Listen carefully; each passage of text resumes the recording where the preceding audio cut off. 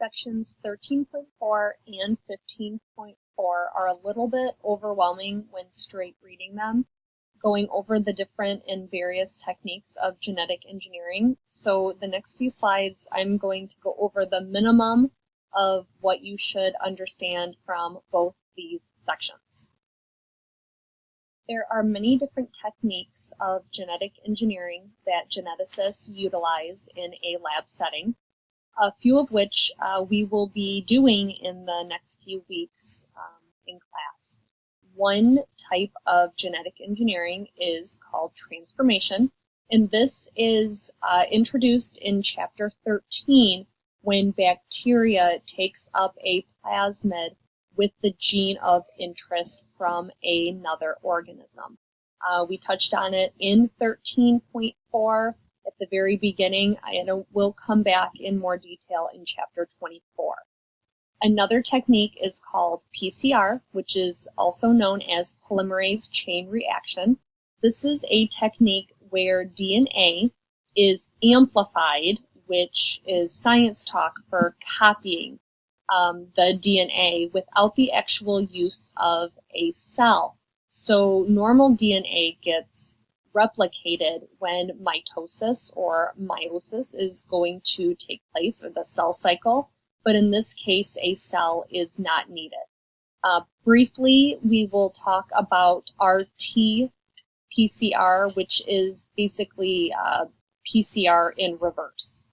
Another technique is gel electrophoresis, and this is where DNA is separated. The fragments are separated based on their size and the charge, and the reason that a charge is used is because DNA has a negative charge, so if you run an electrical current through it, the fragments of DNA are going to migrate away from the negative side and gravitate or be attracted to the positive side, because opposites do attract. And I'll show you a diagram in a minute going into a visual of gel electrophoresis. Another type of genetic engineering is where geneticists use DNA sequencing, which is going to be isolating DNA and trying to identify one at a time each nucleotide in the order that they occur. So this again would be the A's and the T's and the G's and the C's. Another technique is called the CRISPR. This is where genes are actually edited. The Cas9 nuclease is a type of enzyme that can cut any DNA sequence, whereas the other nucleases that we had learned about before in chapter 13.4, the beginning, they're typically specific for one DNA sequence. This Cas9 is an exception to that. And last type is DNA microarray assay, and this is where geneticists are able to study many genes at one time. Another method to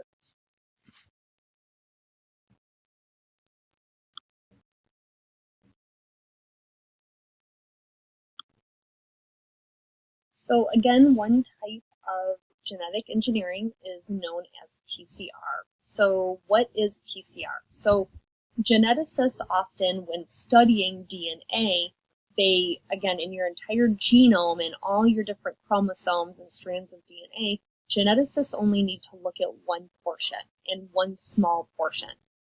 So in order in a lab to be able to really see and use that portion, which is extremely small, they need to use something known as PCR. So what does it do? It copies DNA or amplifies it, makes millions and billions of copies of the DNA that needs to be studied. So again, going from something that's extremely small into still really small, but having billions of copies to be able to work with in a lab is extremely helpful for geneticists or for scientists. So again, it's PCR, polymerase chain reaction, the method of amplifying DNA that needs to be studied. So this happens in 3 steps in a piece of equipment. The first step is called denaturation.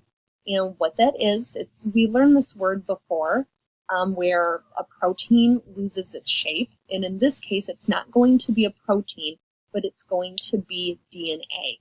And how does DNA lose its shape? It's going to not be that double helix, but instead it's going to come apart into its separate strands. Now, again, we're not looking at an entire DNA molecule, just a piece. So the 2 pieces get separate from one another in denaturation of DNA, again, in PCR, amplifying that molecule. So once the strand is basically taken apart or denatured, the second part is annealing. Now, something I forgot to mention in denaturation, heat is required for that process to happen. So now that heat has taken apart that sample of DNA, now we're in annealing. So what is annealing? Annealing is where the sample is going to cool down, and when it cools down, primers are going to come in and add themselves to those 2 strands, those separate strands. So a primer is going to be a complementary piece, not the entire strand complement. And you can look at the picture on the left. You can see the little blue attachment underneath annealing. And again, a little piece of primer or complement is going to be added. Now, why just a little piece?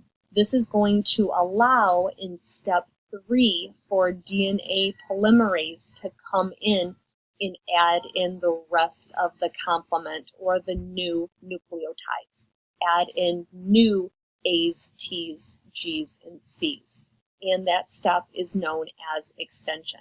Now, it's important to note that DNA polymerase is going to be a little bit different in the reaction that's PCR. How is it different?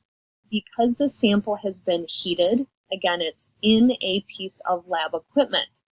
DNA polymerase, normal DNA polymerase, can't withstand extreme heat. So regular DNA polymerase is destroyed during denaturation, that first step. So in this case, a special DNA polymerase is added to the sample in this piece of equipment. Now, where does it come from? It comes from a special type of bacteria that lives in a hot spring. So bacteria, again, a single-celled organism, has proteins and has enzymes. And because it lives in a hot spring, those proteins and enzymes are able to maintain their shape in extreme heat. So this bacteria DNA polymerase is added into the PCR machine and it doesn't lose its shape. So it's able to withstand that heat, and during extension it can add on the complements. And this process happens over and over and over and over and over again until there's millions, if not billions, of copies of the DNA that needs to be studied. Another method to the polymerase chain reaction is known as RT-PCR, or reverse transcriptase, which is basically reverse transcription. So in this case, we're not starting with DNA, but we're going to be starting with RNA. And from RNA, a strand of DNA is going to be synthesized. This piece of DNA is known as cDNA, which stands for complementary DNA. From there, that DNA molecule, with the use of primers, is going to be amplified and amplified over and over again. So there are, again, millions, if not billions, of copies of DNA to be studied. So typically after PCR is done and we have many copies of DNA fragments that need to be studied, we usually use, or scientists use, something known as gel electrophoresis. So I want to explain this using the picture on the right. So if you look at the picture up at the top, you see a contraption that has a gel inside. On the left-hand side of the gel are going to be several wells. This is going to be where you micropipette the samples of DNA into. Now, once you've put into those wells the samples of DNA fragments, you attach it to an electric current. Now, as I said on one of the previous slides, hopefully you know that DNA overall has a negative charge. And if you look at the picture, you can see in the wells that the DNA is being deposited into the negative side of that power source. Once the electricity essentially is turned on, like charges repel. So where that DNA is being deposited into that well, it is going to migrate across towards the right, towards the positive side of the gel. And depending on the size of the DNA fragment, the larger DNA fragments don't go as far as shorter DNA fragments. So again, you have a mix of different DNA fragments, and depending on where it ends up after the electrophoresis is finished, can tell you much about the DNA itself. Here is a real sample of gel electrophoresis. So assuming that on the left is the negative side, you can see that there are different bands. These bands are DNA fragments, and depending on the size, they travel different distances. So looking towards the top, those would be larger DNA fragments. They didn't move as far away from the negative side, which again we're assuming is on the left for this picture. And the pieces down at the bottom of the screen traveled a further distance. So it's safe to say that those are smaller DNA fragments. The last type of genetic engineering that I'm going to go over is DNA microarray. So this is going to be a method which determines which genes are on in a cell. And again, you can analyze many different types of genes on something known as a DNA chip. So how exactly does it work? First, you're going to have small amounts of single-stranded DNA, so ssDNA fragments, from two different types of tissues. So these are going, again, to be single-stranded, and they have to be identical copies of the same DNA fragment for a specific gene. So again, please know that these are going to be identical genes. They're single-stranded, and they're from two different tissues. So ultimately, the purpose of the DNA microarray is to see how, to see what genes are on, as I just stated, but to see how different DNA kind of interact with one another when they're from different locations. So again, we've got single-stranded, they're for a specific gene, and they're from different locations. And it's going to be added to a glass slide in a tight grid known as a DNA chip, which I will show you a picture on the next slide. So now mRNA is isolated, and it's going to be used to make cDNA again using reverse transcriptase or reverse transcription, which I went over in the RT-PCR. And the cDNA is going to bond to the single-stranded DNA, and that is going to tell you which genes are on or off in the cell.